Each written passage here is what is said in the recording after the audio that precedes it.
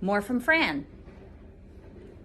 The most commonly heard complaint among heterosexual women in New York concerns the dearth of heterosexual men. Should you hear such talk, you would be well advised to direct the complaint into a Soho bar, for here she would be surrounded by such a plethora of eager gents that she might well wonder just who's buying all those plaid flannel shirts. Why, she may ask, is this particular quarter of the city so heavily populated by young men to whom the name Ronald Furbank means nothing? To this query, there can only be one reply. Heterosexuality among males in urban areas is caused primarily by overcrowding in artist colonies. This is a scientific fact. Here is how we know. Scientists observed over a long period of time the behavior of a group of 20 rats living in an apartment with high ceilings and working fireplaces. All 20 rats were artists.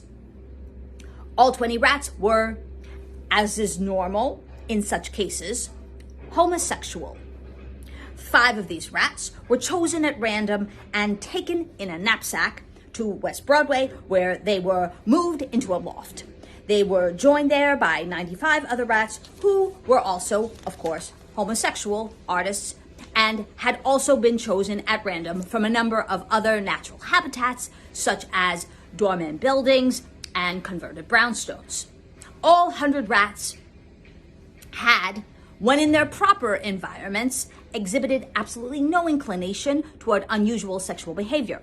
Once, however, faced with life in a neighborhood that contains so many galleries and so few decent restaurants, an alarming pattern began to emerge. First, they stopped painting and started having concepts.